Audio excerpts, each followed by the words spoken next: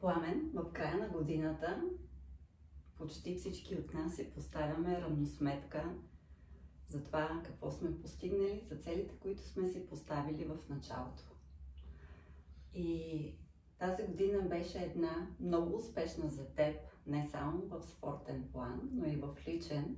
Но днес ще си поговорим за това как спорта ти даде шанс да прескочиш бариерите на страха, на невъзможното и до някъде, така да се каже, да победиш и твоята диагноза церебрална парализа, защото докторите твърдяха и до ден днешен твърдят, че това е състояние, което не би могло да се постигне много и хората никога няма да прескочат границата от това, да излязат извън инвалидната количка.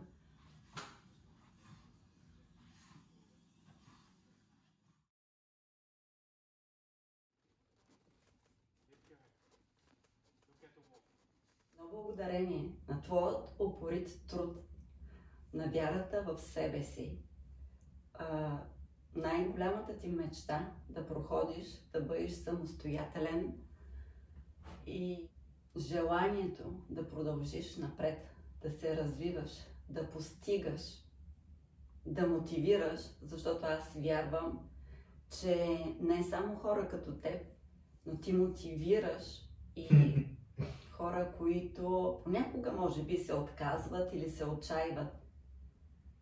Защото история като твоята е вдъхновяваща, не само мотивираща, а вдъхновяваща. И бих казала, че за годините, в които ти започна да спортуваш, промяната е огромна. И винаги трябва да бъдеш благодарен и да не забравяш хората, които са ти помогнали да стигнеш до тук и да продължаваш напред, които са те подкрепяли. Това са твоите треньори. Тук в Холандия ти от няколко години вече спортуваш бокс с Антуан и така да се каже физиотерапия, както вече се превърна в фитнес с Симон. Те са ти основните треньори, с които изградихте така една здрава връзка и се превърнахте в един много добър екип и постигнахте много цели, покорихте много върхове, защото една от основните цели тази година за теб беше да изминеш разстоянието на връх Еверест, който е около 8850 метра, нали, тук говорим за височина, но ти си го постави като цел да изминеш това разстояние и аз с най-голяма гордост мога да ти съобщя, че разстоянието, което мина тази година, въпреки с паузите, летните почивки, отпуските, които имаше, ти си изминал разстоянието от 10 455 метра. Това е изключителен рекорд. Това е изключителен рекорд. За човек като тебе, който е бил дълги години в инвалиден стол, който не е, може би, вярвал, че ще стигне чак до тук днес. И така да се каже, ти си покорил връх Еверест по твой начин. И ти пожелавам да покоряваш още много върхове. В бокса, ако си спомняш, преди години ти започна да се боксираш от инвалидния стол. И нямаше координация на ударите, а днес вече спортуваш изправен в ринга за около 40-45 минути, което е много голямо постижение. Дори започна да правиш и техники от кикбокса. Rechte hoek, rechte knie, elbows up, come on, higher, lot higher. You want to have the shirt? Yeah, lot higher. Come on, and back. That's good. Yeah. Hey, come on, decking, come on, number 2. Yeah? Rechte hoek, more, come on, you're not a baby. Come on. No, decking first. not leaning on the rope. That's too easy. Yeah. We don't do easy. Come on, rechterhoek, linkerhoek, elbows up, rechter knee. Come on, show me. Show me. Yeah, that's good. And back. Same place. Yeah. Come on, rechterhoek. Second first. Boom. Boom. Power. Elbows up.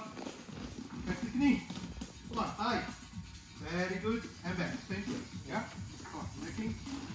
Come on, number 4. Come on, boom. Power. More power. Come on. Yeah. Elbows up. Come on. Bit higher. And back. Same place. Yeah. Put it a bit there. Yeah. Come on. Number 5. Necking first. Come on. Elbows up. High knee. And lift up. Come on. 4. Only 4 to go. Come on. Up. Elbows up. Come on.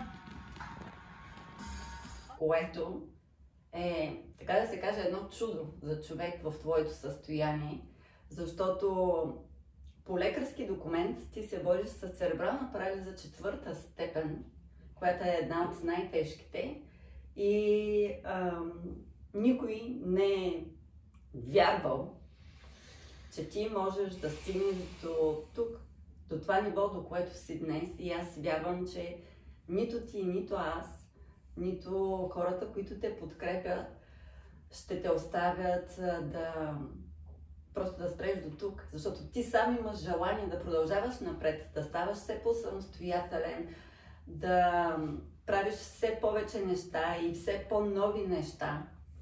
И затова аз бих искала да ти дам награда за твоята спортна кариера и да дам чест за това, за което ти си постигнал.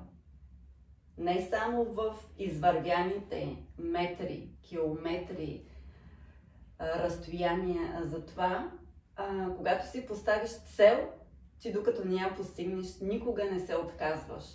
Затова, когато ти сложи ръкавиците за първи път, никой не можеше да повярва, че имам предвид за боксовите ръкавици, никой не можеше да повярва, че хора като теб могат да се боксират, дори и изправени в ринга.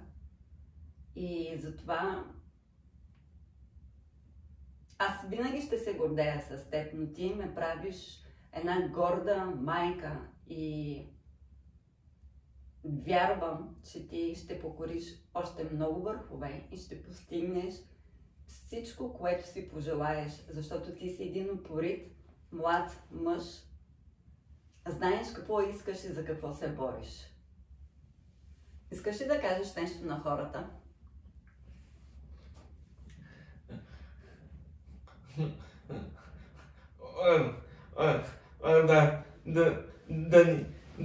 Да не ще да вярват, да не се отказват и да бъдат все така, и да бъдат все така упорити и да вярват, че няма невъзможни неща.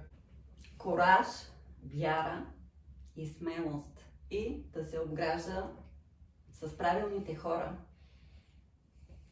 Да имат правилния екип, с когото могат да вървят напред и нагоре и да постигат още цели, мечти и да покоряват нови върхове. Така, както и за теб.